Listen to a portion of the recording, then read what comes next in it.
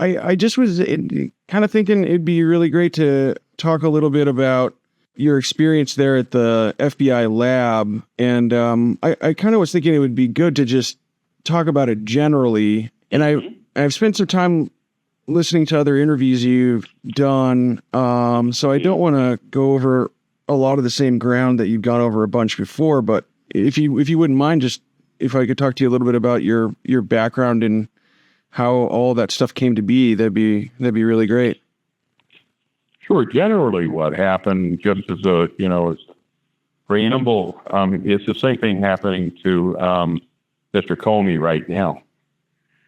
There are people that want you to say what they think, and when they come to science and say, "Oh, we need the scientists to back us up," and the science doesn't back them up, then they just fire that guy and go to the next scientist. Right. And when Comey doesn't back up the tyrant that's in White House right now, whatever your political persuasions are, I'm more Republican than Trump is. But the point being is Comey doesn't say what Trump wants him to say, so he fires him, and he'll fire him until he gets somebody to say what he thinks. Right. It's like the old saying, policy is personnel. Yeah.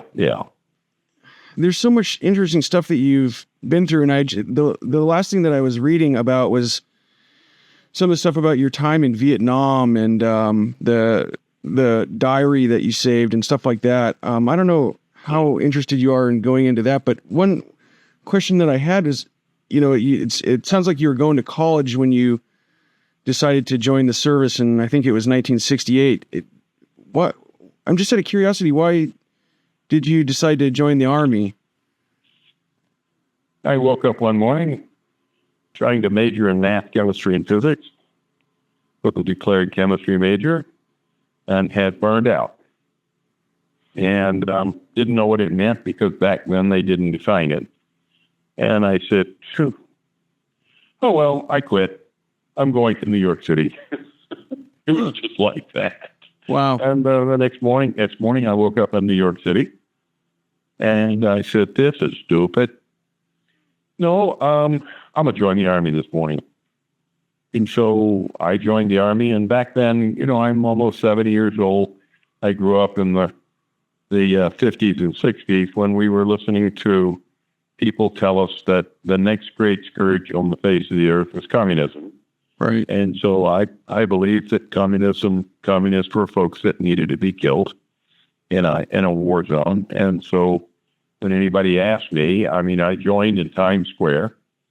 And when anybody asked me, what do you want to do? I said, I want to go to Vietnam and kill communists. And so they gave me what I wanted, and I ended up about 6 months later in Vietnam. And it took just a very little time before I realized that was wrong. What was going on there was wrong, and I'd been lied to. Because communists are, as they say to my friends in Vietnam, at least I'm not a Republican, and we all laugh about it. I am, but, they're people.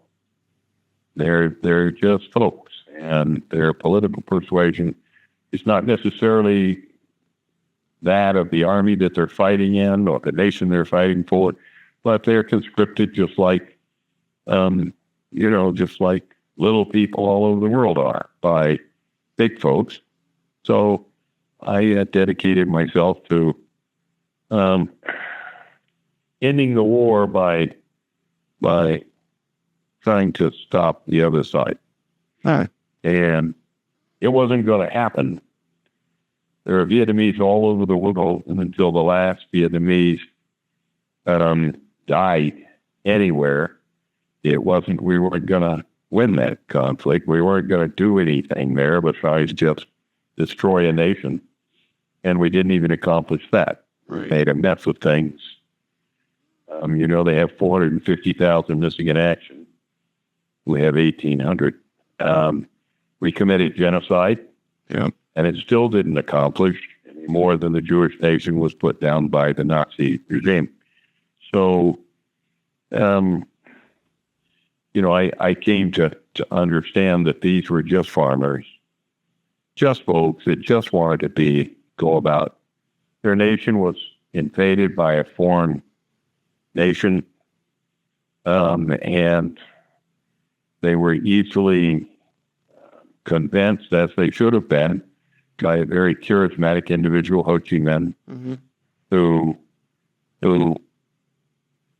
I guess he was supported by some extremely hardened generals who were also at the same time brilliant. And we were not going to come away from there in one piece. Right. Sadly, I know from reading history that Kissinger, before I ever went to Vietnam, Kissinger had already, and the U.S. had already decided with the Vietnamese that we were going to leave. But it just dragged on for another 3 years, and hundreds of thousands of lives. Yeah, you did join in 1968. Am I getting that detail right? Yes, and I came home in 1972.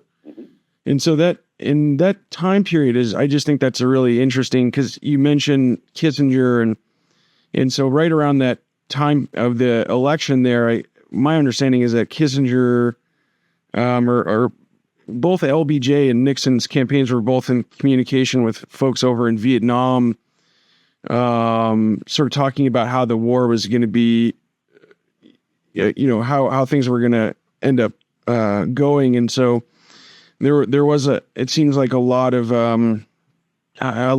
communications that the American public wasn't aware of by the various governments there. And so just have you ever seen the film Fog of War, by Errol Morris, about Robert McNamara and his thoughts on Vietnam after the fact? Well, I focus on Vietnam, sir, and as a Christian, as a person giving back. Right. I just came back from there. I was there in March. I'm working with a group called Children in Vietnam.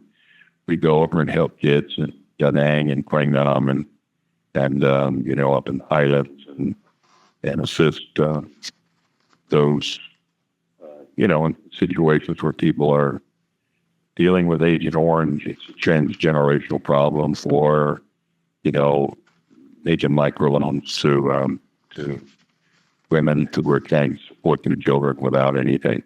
Stop. Those people were madmen. And, there's a hell I'm very glad is there, because they're going to burn in it. Right. They sent us into an environment they knew we were not going to maintain a beachhead, and they just casually killed off thousands of American soldiers and hundreds of thousands of Vietnamese. All right. It's for political gain or whatever, but I'm happy to know that there's a hell, because that's where those folks will end up for their transgressions.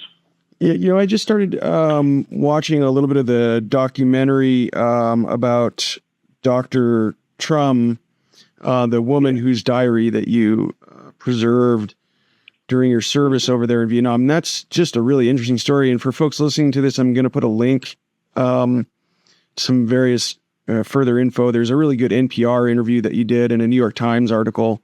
Was that sort of was that connected to why you were going back this March, or I'm sure that you've got many more connections? When my brother and I returned the diaries, Donnie Thuy Thum's mother adopted my brother and I as sons of the family. So I have a Vietnamese mother. And all of a sudden, in 2005, I had Vietnamese sisters and brothers-in-law and nieces and nephews, and a huge family. And I've been back on a number of occasions since we went home to Hanoi in 2005. Part of the trip, I was there for 2 weeks this past time in March. Part of the trip was to visit family, and the other part was as a member of the Children of Vietnam group, which is, you can find their website out there. Right. to go and see, look for where there's need, and give a hand up, not a handout. Right. The microloans. I think that's a really great thing that's been happening in some of the developing countries, just programs like that empower women. That seems to be a really effective method of uplift. Scholarships for young students. I talked to a young man in a lake at Hanoi, and we just stopped, and he was practicing English on me, and was going to the university. And I said, "What does it cost for one semester or whatever?" "Oh, $125. They said, it's just beyond his reach. And he works and goes to school, so he can come up with $125. Wow. That's lunch money. Yeah. It's lunch money. And, we saw some very, very sad situations. Agent Orange, if you know what that is, it was the poison they poisoned the American soldiers and Vietnamese with. Then defoliage. Yeah. Yeah. But Agent Orange has gone beyond the war generation, and it's gone transgenerational. And, we looked into the eyes of our mistake, of our horrors that we visited on those folks. But when you give Vietnamese a hand up, they take it and move forward. It's very satisfying. Mm. There's a joke, let's hand out in this world, and you see someone standing there with their hand out. The Vietnamese that are helped, we're working closely with the Vietnamese, the local government in Quang Nam. It's around the Da Nang area and Quang Nai.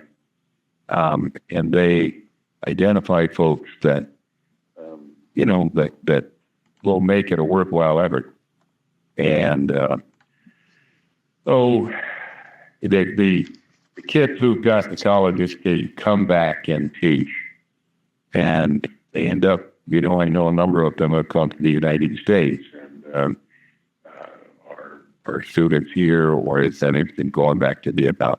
Well, that's really great.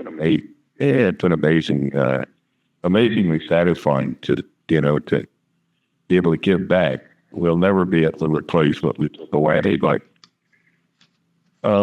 it's worthwhile spending my last year trying to do something like that.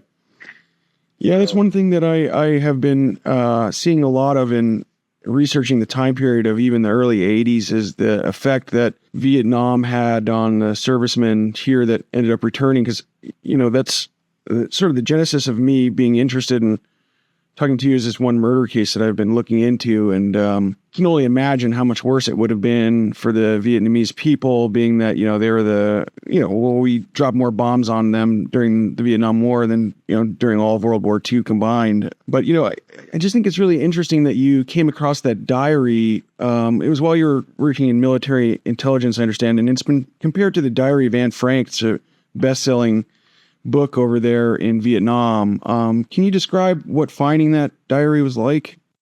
Well, in reality, I was over there for 6 months in the infantry and saw some things happening that as a private first class and an American I thought weren't right. They were crimes being committed by American soldiers. And after reporting them, my commanding officer said, "You can't stay here anymore. You would take a bullet in the back of the head. Wow. So you need to move on." So I was there for 3 years, and so I moved on to a position as an interrogator of prisoners of war, and part of my duty was to handle documents that were coming in.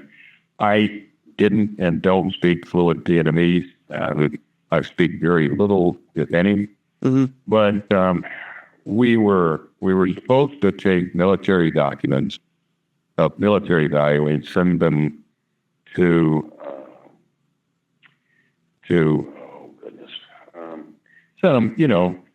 correct it. The other things we were supposed to burn. And I was standing at this 55-gallon drum we call a burn barrel and burning documents.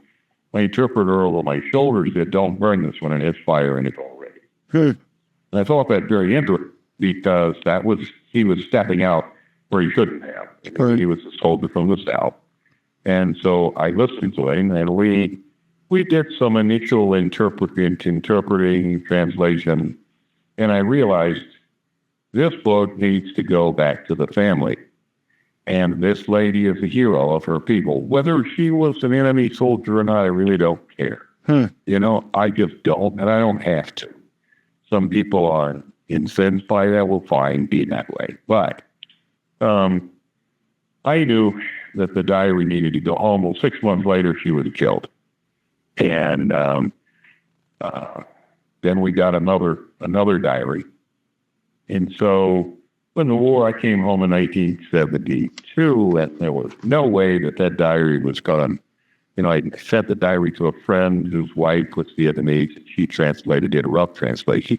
Coincidentally, my mother said, be careful of this, it'll burn you. Not knowing what the interpreter had said. So for a long time, we sat on the diary. About 1992, I was an FBI agent. And, you know, FBI agents are not allowed to talk to communists. Right. Go to the Vietnamese embassy or whatever, period. And so, but in 1992, I just had become disenchanted with all these guys are just people. They're not, they're not gods. And I didn't care what anybody did to me. So I went about trying to find the family. And my older brother was an assistant to me. He was in Vietnam, and his wife is Vietnamese. She was from the South. Huh. And he translated the diary, much to the consternation of his wife, bitter consternation. But then in, 2004, Rob, that's my older brother, he said, Fred, there's Texas Tech, there's a Vietnam War archives. We need to go talk to those people because we're getting up in age, and you've got those diaries, and they just get put in a dump someplace when you die. Right. I mean, your books will be thrown. So we went to the conference in March of 2005, and during our presentation, I realized I had talked to the folks. We had sent them some other things that we had, and I realized that's where the diaries ought to be. Well, so right there in our lecture, I handed them over to the representative from the archive. We had scanned the diaries, and we had 10 copies, and there were people going back to Vietnam. One of them was Ted Engelman. He was a Vietnam War veteran who'd been going back since just before the war ended, taking photographs and, showing where the world was and then how it changed as we moved way forward. Ted went home to Hanoi, and within 30 days, boom, we get a call, and he's saying, we found the family. Wow. And then it was like thermonuclear love. Now that sounds funny, but it just blew up. And the first email that was sent from Lung Tui Trump's mother said, I can't express to you in words how I feel about this. I can't read the diary again because it's boozy. So, but what I can do is ask you if you would do something to our family. Well, what an honor. Yeah. Her most precious daughter, our army had killed. Shot her right in the forehead. And here she was asking us to be members of her family. You don't see that. It was kind of, so, wow. So in about August, September, we went there. And I frankly was a little absolutely concerned because I wasn't a very effective soldier when I was in Vietnam. Right. And I thought, oh boy, I'm going to go over there and I'm going to poke him in jail. So my brother said, he said, well, I'm going to. And so, okay, well, my big brother's going with me. Now imagine, I'm in my 60s, but my big brother's going, I'll get locked up. And when we got off the plane, there was hundreds of people. There was press all over the place. It was beautiful. People came up with flowers. They wanted to talk to us. The documentary film firm, Hanoi, was there, and they had been the folks that were actually hiding in the bushes, taking photographs of us when we were down, in our area. Yeah. And they showed up, and young journalists came, and it's just beautiful. We spent 2 absolutely magical weeks with the family, traveling around on national television. Prime Minister Thumblai announced to the media that we should be invaded as countrymen, which was, that was astonishing. Well, that was before we had opened up reconciliation.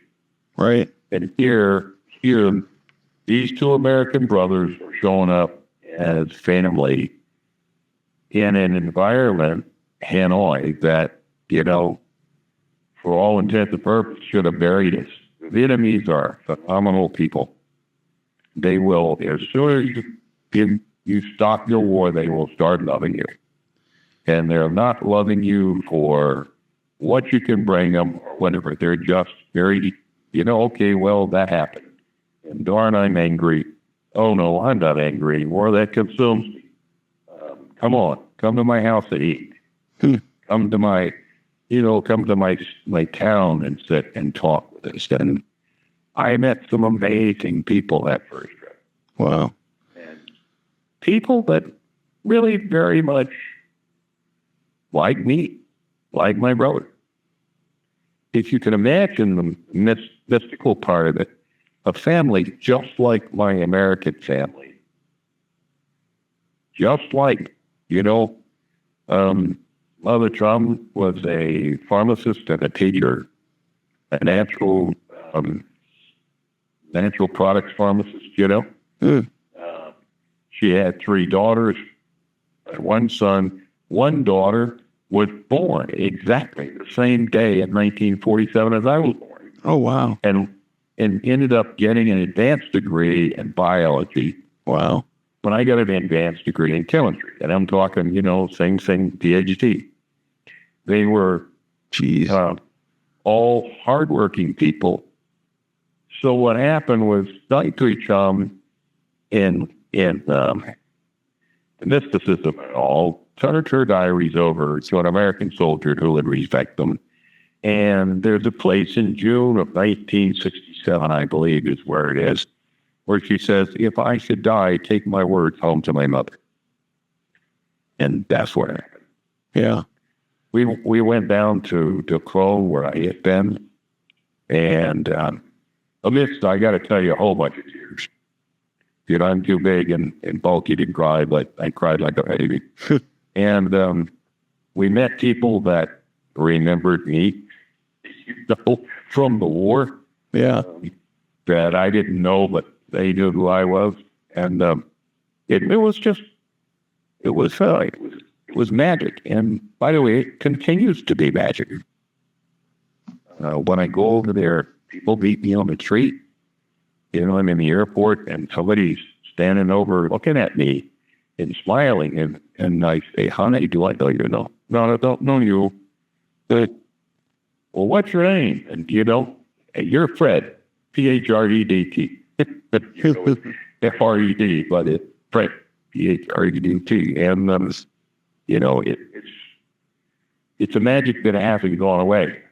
The diary, a bestseller in Vietnam at the time, was selling 2,000 to 5,000 copies, where they quit counting in 600,000 copies in Vietnamese. That's amazing. It's in 24 different languages. The English version is Last Night I Dreamed of Peace. And it brought so many people together. So many. There's even a movie out there. It's called Don't Learn. Yeah, and there's I'll put links to, I found a version of that online and then the book, but from what I understand, the timing of the book coming out, I think around 2006, something like 3/4 of the country was born after Vietnam ended at that point. So right. I think a lot of people learned a lot about the nature of the war because this account by Dr. Trump was particularly unvarnished and what I think is one of the best accounts of what it was like fighting on the other side of the Vietnam War. So it's an important book for sure. So it's now we're going to the next level.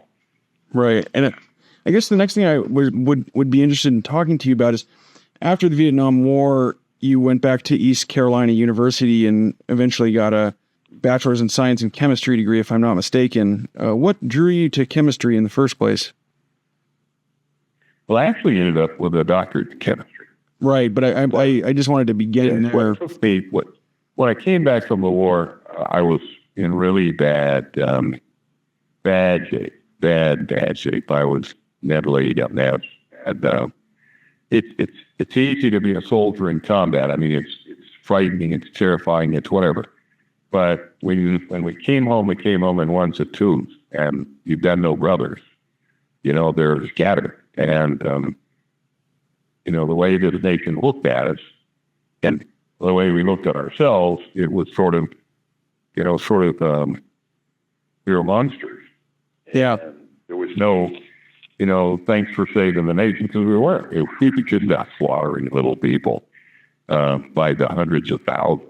Right. But I was mentally a mess, and I brought back a belly full of hookworms that almost killed me. I ended up at 155 pounds before the Veterans Administration. Very hard-pushing doctor that I was dying. And so I went back to East Carolina, and I couldn't sleep. I didn't want to eat. The depression was, if you could bottle it, it would make a war weapon. And it went on for a number of years. But where I'd been trying to acquire a major in math, chemistry, and physics, I came back deciding I was going to go to medical school. And I didn't, by the way, but I was going to go to medical school. And so I went back and I talked to a fellow at the university who told me I was a horse's ass for taking on too much. You got to be a mathematician, a physicist, or a chemist. I wasn't going to be. And at that time, there was no fighting anybody. I was thinking. So I tabled it down. And when I finished, chemistry is kind of neat because it doesn't yell at you. You don't pick up a gun and shoot anything. You sit in a laboratory and you think, and your opponent is ignorance. And I enjoyed it. I actually flunked chemistry in high school, but something happened to my brain between high school and college. So I took the chemistry with the intention to go to medical school and decided not to do that when the recruiters came from Duke University. I still needed to hide. I needed to hide. Back then, I wouldn't listen to the news. I wouldn't read a newspaper.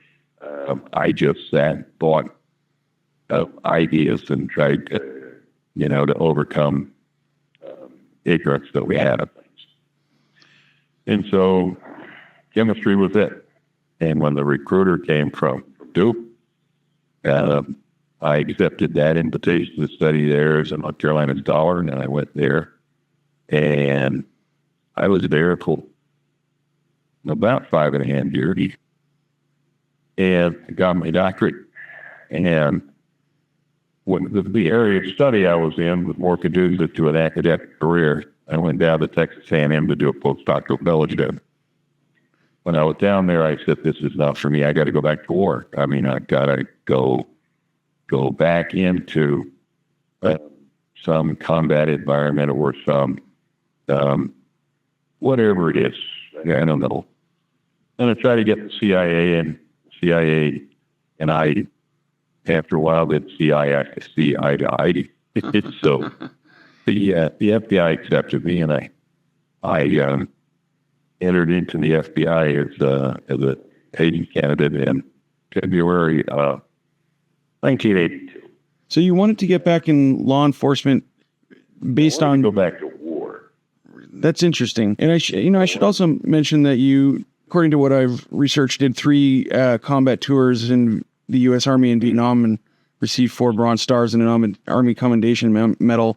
And you've also mentioned that you were an effective soldier. What was it about being in a war zone that I guess appealed to you, or was it something that was not even a conscious thought? I think it's immediate return. You're going to go out, you're going to fight the war on drugs, you're going to fight the war on crime, or you're going to whatever. It's being with like-minded people.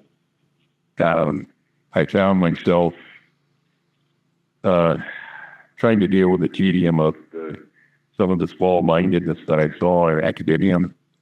And I stopped saying academia is small-minded.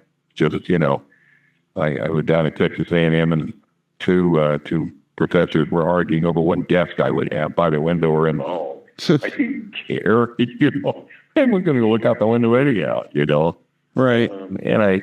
But I wanted to go back into a combat environment. I wanted to go back into a high-stress family and bring my science with me. And for good, not so bad. Right. And at the time, I saw the FBI as, this is finally people like me. People just like me that, very high ideals. And didn't take very long to find that they were just team two. Right. They had all their, back then I was somewhat naive, my late 20s, early 30s. But the FBI cured. Right. So do you think that your previous experience in Vietnam, where you realized that things weren't quite as they had been presented by the powers that be, do you think that sort of prepared you or in some way informed your initiation into the FBI in terms of realizing that not all was as it should be? I came home with a healthy disrespect for authority. All the way up to and including the President of the United States murdered American soldiers in a combat zone when no outcome was planned other than killing American soldiers and hundreds of thousands of enemies. No outcome. They played with our lives like we were someone's trash to be thrown out on the side of the road. When I joined the FBI, just because you're the director of the FBI, mean you made the right choice. Just because you're the president doesn't mean you made the right choice. And I don't have to listen to you, and I don't have to bend to you. I am an American. And if you're doing something wrong, then fine, I'm not standing with you. I'm not afraid of you, It's that sort of thing. Yeah. It took me a while. I was in the field as an agent for 4 years doing criminal investigations. It took me a while before I figured out, I rationalized, that came down to, okay, there are problems here. And I will do something about it. So the first few years you worked in the field on organized crime and narcotic stuff, is that correct, in the FBI? Yes, and also, I was just a field agent. I worked on, bank robberies, fugitives, extortion, things like that. I was never the hero or the boss or whatever. I was one of the troops that somebody made a decision, we're going to go do surveillance. I went and did surveillance. Wow. Or whatever. I've read accounts of me that are totally false about, they're talking about some superhero type, and that is who I was. Right. Few people in the FBI that were superheroes. They would go through a door and damn what was on the other side. That wasn't me. The Mac-10 submachine gun started shooting, and you're outside the trailer. It'll go through you and the next trailer and the next trailer down in the trailer court. I'm not going through that door. Wait till they come out. They'll get hungry. Yep. But there were agents that did that. They had a lot of courage or not a lot of sense. I don't know. Did you enjoy being in the field, or did you always kind of want to get to the lab? I like being in the field. I got in a lot of trouble in the field. I was, as they said, overly ambitious. One was a special agent charged that I wish I had 10 more like him, but he needed to be supervised. continually in the old man's office getting my backside chewed out because I was out on the street by myself doing stupid stuff. And, when you went out stupid, I for instance, went to a kind of a veteran's apartment one night, talked to him, and then lay down on his sofa and went to sleep. Got up in the morning, had breakfast with champions. We went out to go get stuff. They'd all spoke. That was stupid, But I've been in Vietnam. And a couple of older agents let me know that we weren't in contact. And our job was not to go put ourselves in positions where people would think that they could get away with harming us or people around us. Huh. I was just overly enthusiastic. Yeah. Finally, I'd been out there 4 years. I was in Los Angeles and realized, and I'm not really much of a law enforcement officer. Okay. I need to go back to the lab and do what I do. It's science. If you arrest somebody and he's some bad shooter, say, then you got to do something with it. You got to figure out when you're in Los Angeles. Back then, the police station was at Parker Station, or whatever it was. Mm-hmm. You go through a door. Well, there's 20 doors going in the building. So which door do you go in? And once you've gone in the door do you do down the hallway? And once you get into a room that you figured out with this guy, whoever you've just arrested, saying, this guy really knows he's still in this FBI. Then you got to figure out the paperwork. And I frankly could never figure that stuff out. Yeah. It just was, wow, I can catch you or anybody. I can find anybody, anywhere, anytime. I just can do that. But what do you do when you catch them? Right. And, I'm a detail guy. I can sit in surveillance like that. Surveillance in a storage facility one time for 2 solid weeks in the middle of August, September. And in my underdrawers, staring through 2 holes that have been drilled to watch the thing on the other side, see if somebody can get into that storage facility. And, and I can do that. I can sit in the bushes and just sit there and watch because but once I have the data, there are people that are suited for that. And they're extremely effective. But that wasn't me. I was able to be effective, I think, in the laboratory. Right. And then, so you started at the lab, I guess around 86, is that right? Right. And one of the most interesting things is just trying to put myself in your shoes as you get to the lab and just looking around and seeing what's going on. And from what I understand, I don't know, I guess maybe he was your supervisor or one of the people that trained you, but there was a guy by the name of Terry Rudolph that was the previous head of the explosives unit there. And I guess my question would be, how quickly after starting at the lab did you realize that things were rotten in Denmark?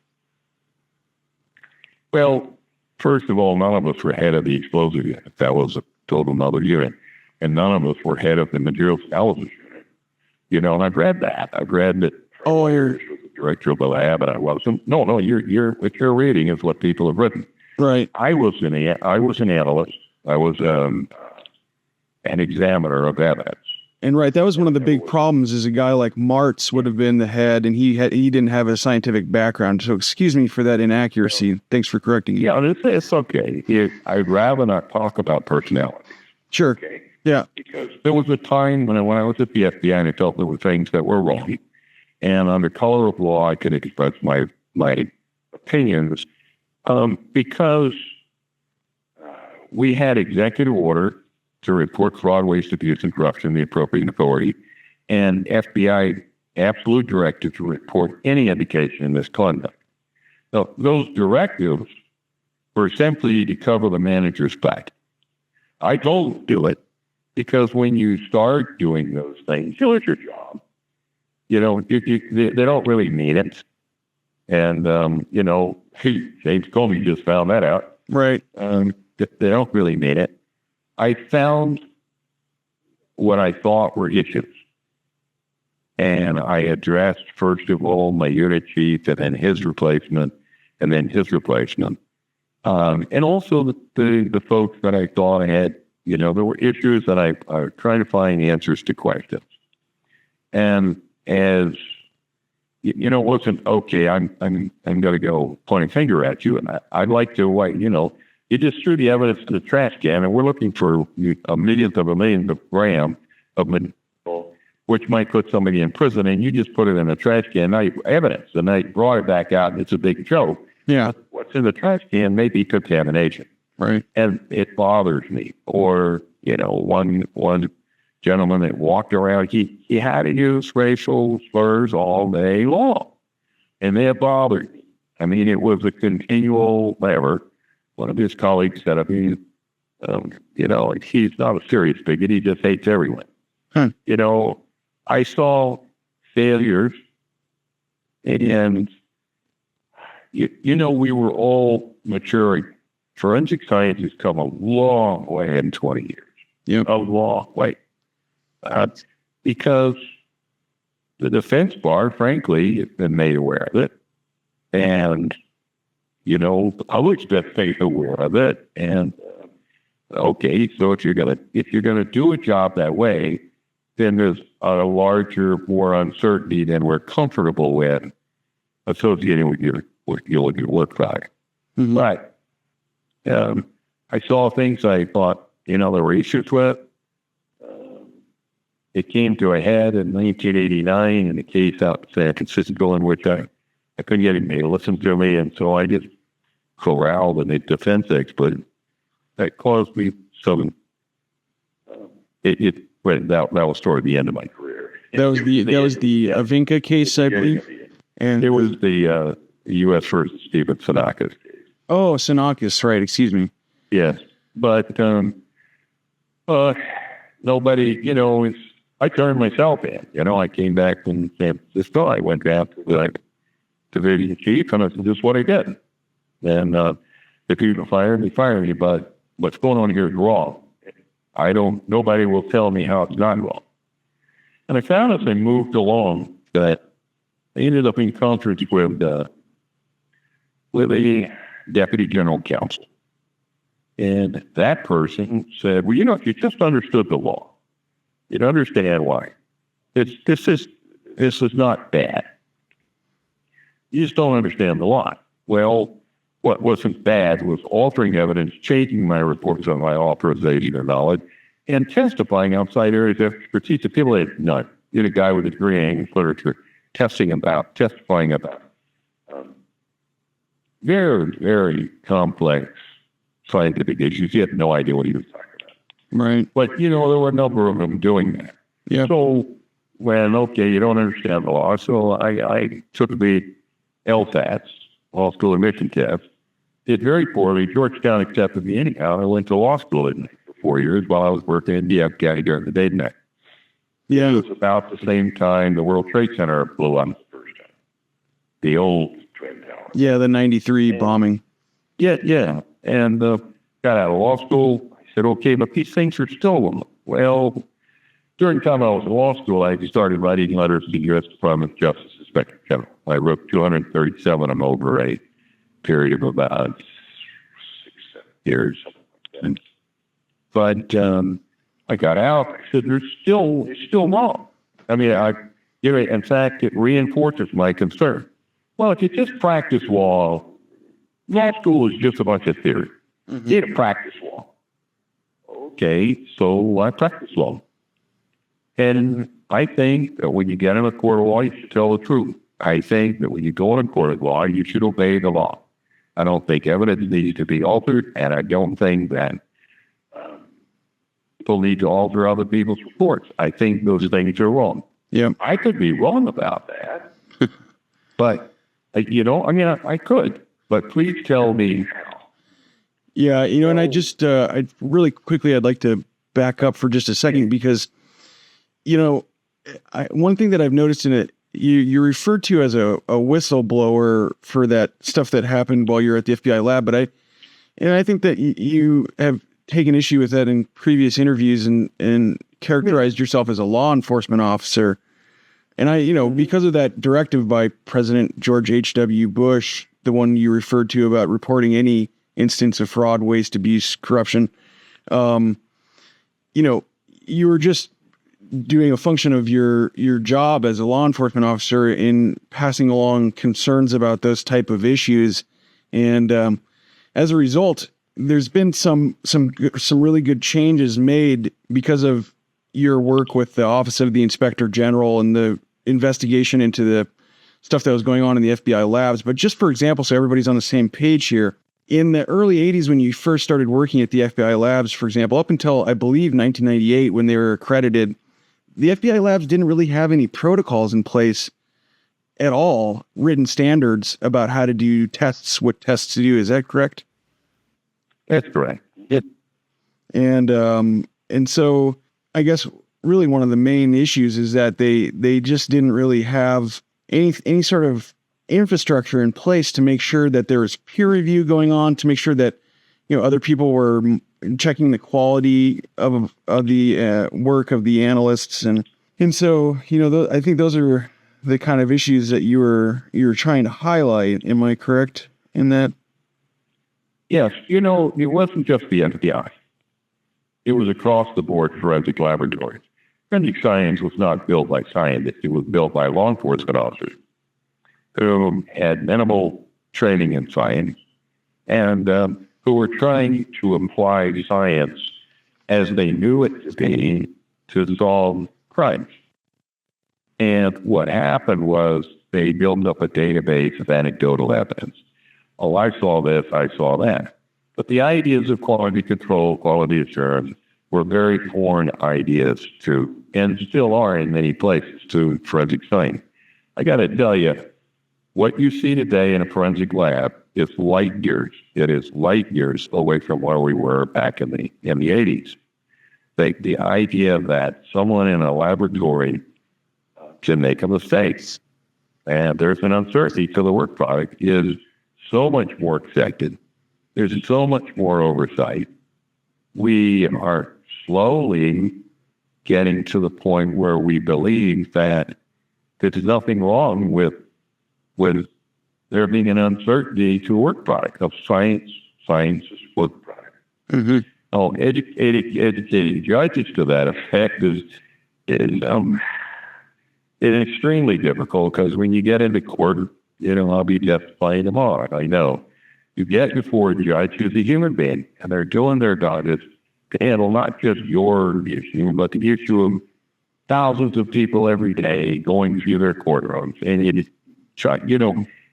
their lives are so full and their agenda's so full. I wouldn't be a judge. Work 7 days a week, 14, 18 hours a day. I have no idea why anybody wants to be a judge. Yeah. It's a job for a young person, and most of the folks who become judges are young people. That's right. So,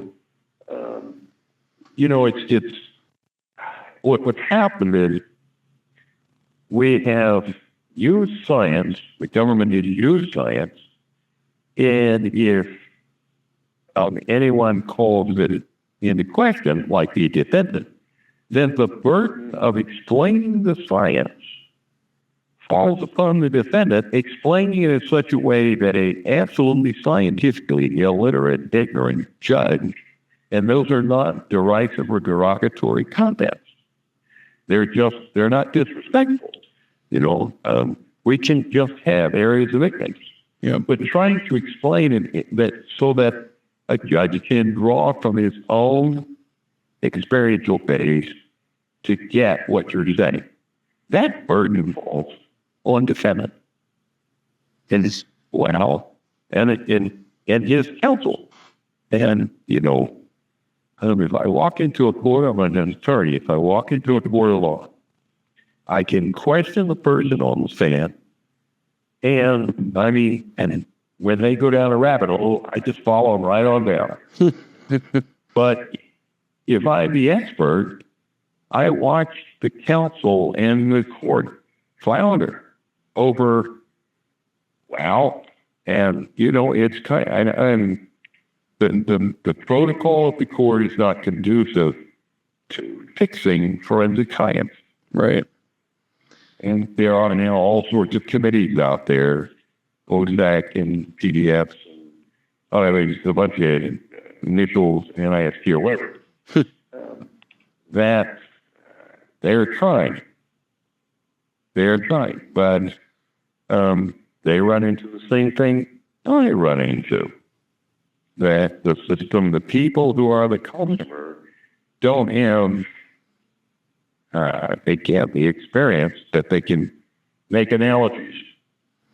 Yeah, and that's one of the other big things that's changed in the landscape is that Daubert, I believe, is the case in the early 90s that made it so that judges are really the gatekeepers in terms of whether or not specific science comes in a case. One of the main issues with that is that 80+% of all defendants are represented by public defenders, and them having money to hire an expert to counter the government's expert is a really big issue, especially in a lot of states where public defender programs are not well funded. That's sort of what you're working on these days, if I'm not mistaken, is you're a defense attorney and a forensic consultant. Is that kind of what you're into?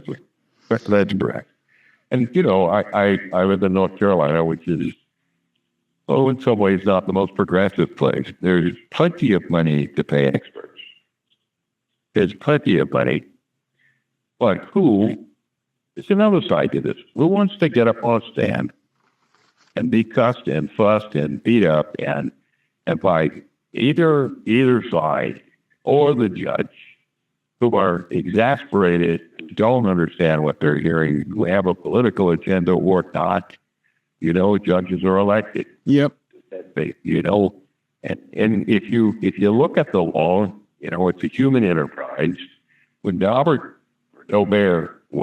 came out in 1993, all of a sudden the dictates of Daubert, and we couldn't put anybody in jail.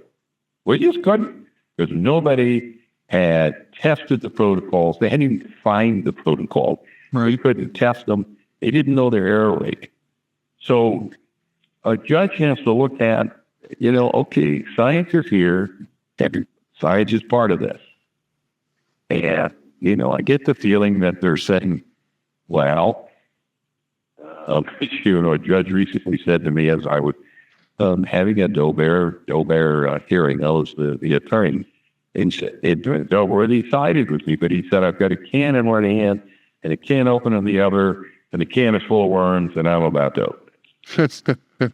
And if you apply those standards of Daubert versus Merrill Dow, if you apply them strictly, wow, the courts just go shut down. Right. I mean, we got folks out there calling stuff about, geez, then the forensic scientists try to do science, the attorneys try to do law. Forensic scientists have a little bit of time to read the law, but he doesn't really incorporate it. The attorney will learn something before the case is in and then go on. And then the judge has got to figure, judge is just an old lawyer. Mm-hmm. He spent all his life hearing the one side of it. So, there are people that just want to throw their hands up and cuff the system out. Well, go ahead. Just go ahead. We're human beings.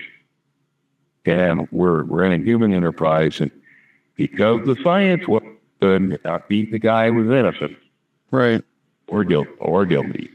That's one thing that you're touching on something that I really sort of admire about your outlook is that even though, you've had this career where you've really sort of been disappointed by the powers that be in terms of the FBI and because that's one thing we haven't really gotten into, and I don't know that we really need to go over it that much other than to just briefly note that when the OIG report did come out in 1997, they were somewhat critical of you, really strangely, I think. And I it doesn't really make sense if you read the laws, and especially the one the executive order that George H.W. Bush put out, and so it's just, but through all of that, you still, you still speak highly of the FBI and still say that a lot of the folks that you worked with there were great people, and that, this is an issue that was limited to just some bad apples there. Is that still sort of how you feel about the FBI and your time there? Certainly. Director Free was at the helm when I left in 98. Director Free was running a whole vast organization. A very small part of that was the laboratory. Right. He was faced with Frederick Whitehurst, who would sing to the national and international media, Director Free wants me back. You don't sue your boss and win or lose and keep working there. You can't. When you can't effectively. He is the boss. He's the man that finally the decision has to be made on his desk, period. And it's like Mr. Comey. Mr. Comey had his detractors and his, and his hero worshipers. But finally, he had to make a decision. And when he did, he ended up in the same situation that I did. Yeah. I was just a low-down examiner, just a lowly, mid-level, first level of management guy. He's the director of the FBI, but the man running the show, or allegedly running the show in D.C., didn't like what he had to say. So he said it anyhow. And reaching middle ground there was just plain impossible. There was a lot of hanky-panky going on, and it was going on everywhere. Well, I know people. A man called me the other day, and he was blowing the whistle on some stuff in law enforcement, and he was afraid for the safety of himself and his family.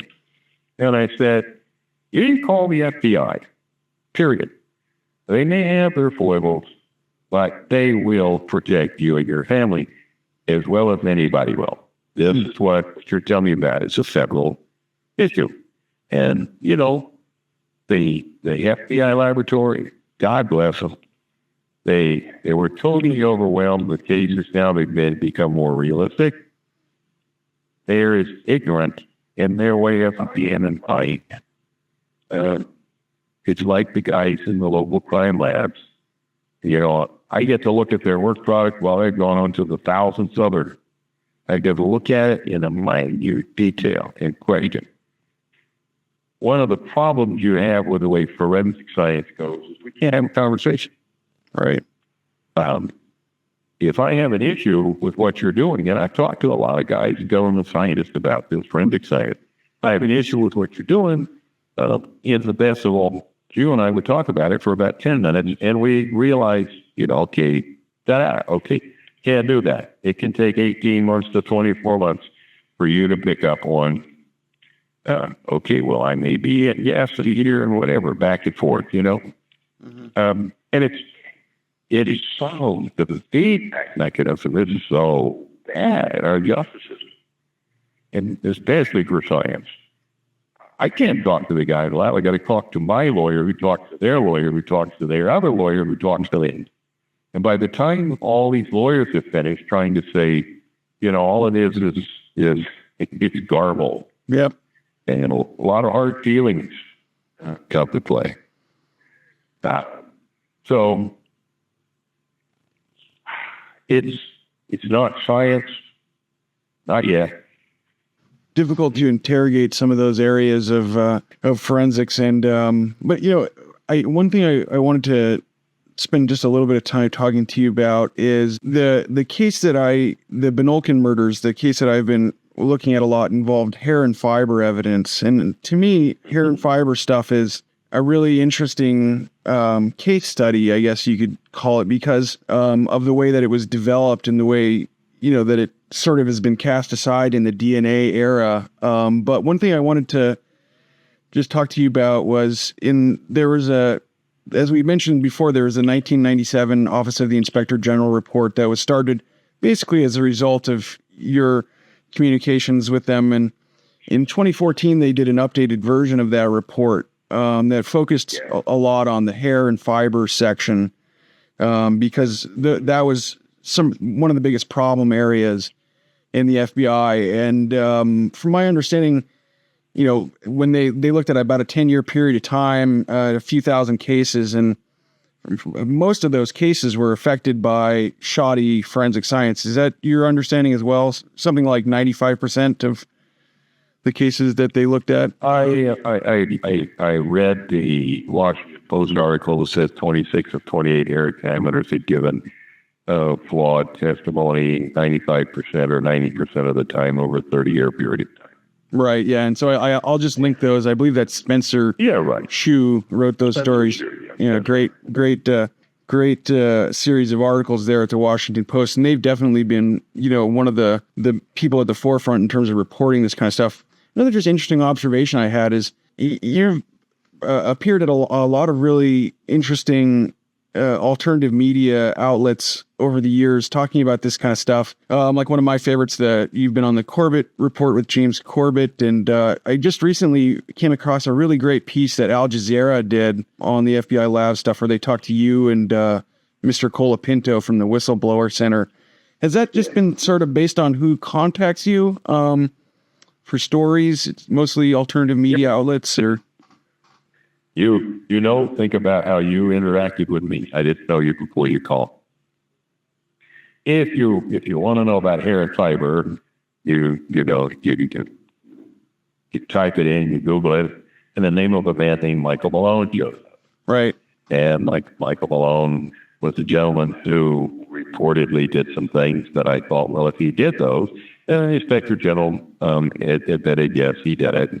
And if he did those things, then maybe he's done some more. So for the last, almost 20 years, I've been collecting data on Mr. Malone's murder.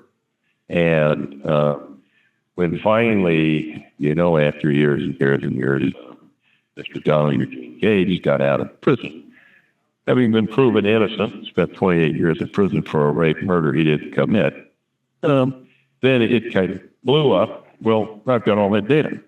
Yeah. And if anybody wants it, I just got 1,200 pages of FOIA material the other day. I will do that until, I'm blind or can't walk or can't talk or whatever. And I got probably another 10, 15 years of that to do. I want to know who got hurt. Yeah. And I want to understand how does this happen? The FBI, the stuff that we recently got indicates that there were people who were scrambling. And they were going beyond where I had gone. And questions were being asked and souls were being searched. And, my gosh, wow, uh-oh. And they were also covering it up. And, when you're going to bring a bunch of forensic scientists in to look at forensic science, well, if you look at the President's Commission on Science and Technology, it says forensic science isn't science. So you've got a bunch of folks who aren't scientists coming in to look at stuff that isn't science and then, review it. Well, that's not much of a review. When you see an email from one person to the next, we're trying to narrow down the focus here, not expand it. Yep. When you see a former scientific analysis section chief of the FBI lab saying, the reason we don't need to look at the other examiners in the hairs and fibers unit, which, by the way, now we know there was a problem with, is because despite the fact we did a peer review of small work, that peer review was just to look at his paper. They never looked through the microscope. So there's no indication that they were doing anything wrong. Boom. How years ago, there was a woman named Jacqueline Blake who had worked in serology, and then she went to work for DNA. And there's a public report about her, and amidst all the description of how did it happen, there is Well, we're not going to look at her serology work because there's no indication she did anything wrong in serology. Let's limit this. And let's not open this can of worms. And it is a can of worms. Yeah. The phenomenal can of worms that is fibers people weren't picking up on. And I just said, wait a minute. If I paid every air examiner in the United States and expected them to follow their standard, whatever that was. So there's hundreds of thousands of cases out there where people were, but how do you actually go find those? Yeah. If 1,000 cases in North Carolina, well, let's multiply that testability and what if you got 200,000, 200,000 cases, whatever. Yeah. Potential in that's a minute. That's the lower confronted. How do you actually do that? Right. And that's and a lot of those details are contained in the 2014 update, which I'll obviously put a link to, but just so that everyone sort of has an idea, it'll give you a little bit more background. Michael Malone was involved in the Benolkin murders up here in Alaska and testified in a number of Alaskan cases as well. Was a hair and fiber expert for the FBI. And that's because Alaska didn't have their own crime lab until the mid 80s. And so the FBI is probably overrepresented in Alaska per capita in terms of the number of cases they did up here. And, this entire report only looks at a 10-year period of time where Malone was involved in, some 5,000 or 6,000 cases. Yeah. And one of the amazing things about this report is, like you said, there's a whole section of this report devoted to how they decided to take out, like if the defendant was dead, for example, they wouldn't review a case. Just a lot of different things they would try to do to winnow that number down. Pre-1985 cases, for example, they didn't even bother to look at because they didn't really have a filing system back then. So, the question you're asking is a really great question. How are we going to figure out how many cases were affected here? A lot of people, even in this 2014 report, there's people that were on death row that they found that the report came out days after they were executed. So there's a lot of people that have been hurt by this. There's a lot of people that are still in jail because of hair and fiber analysis that was faulty. And, just going about trying to figure out how many cases were affected is sort of sounds like part of your life mission at this point. You could analogize this to what Nazi Germany did to the Jewish people in World War II. I mean, killed 6 million people. How many of those people can you write? Right. They went through and they stole all of those trainings. How many of those can you write? And what we have here is literally human rights violations of a massive scale. Massive, committed by the Federal Bureau of Investigation. That's frightening, but they are human rights violations. Donald Eugene Gates was spent 28 years of waiting time for a murder rape he did not commit. Yep. Based on, and that case is really similar to the Benolkin murders, by the way. Well, I mean, 28 years. This old gentleman that went down, and I was part of the documentary about him, and they asked him, he's standing out on a figure down in Savannah, I think, or wherever, and they said, what, if you could have anything you want, what would you want at this point? And he said, my life back. Not money, not I want a car, I would like my life those years back. If those are, they're nothing. It frightens people when you compare what we've done to the Holocaust. It frightens them, and they call hyperbolic and hyperbole or whatever. I don't know. Okay. But in reality, because of what forensic science was, we committed just don't have how many hundreds of thousands of human rights violations against people. We have the right to a fair trial. Mm. Because you did it wrong doesn't make you again guilty or innocent. But, This is not a matter of, oh gosh, during the 60s when I was coming up, everybody wanted to take the government down. That's silly. All you're going to do is replace it with other people. It's just being willing to say, oh gosh, this is, and by the way, we're human. And when we get on the stand and we testify, you need to question fire of fact, not just accept because I am the Federal Bureau of Investigation that I have been deified. You need to question. But how many Jewish citizens of Germany, Poland, Austria, wherever, were massacred in such the same way that we destroy life?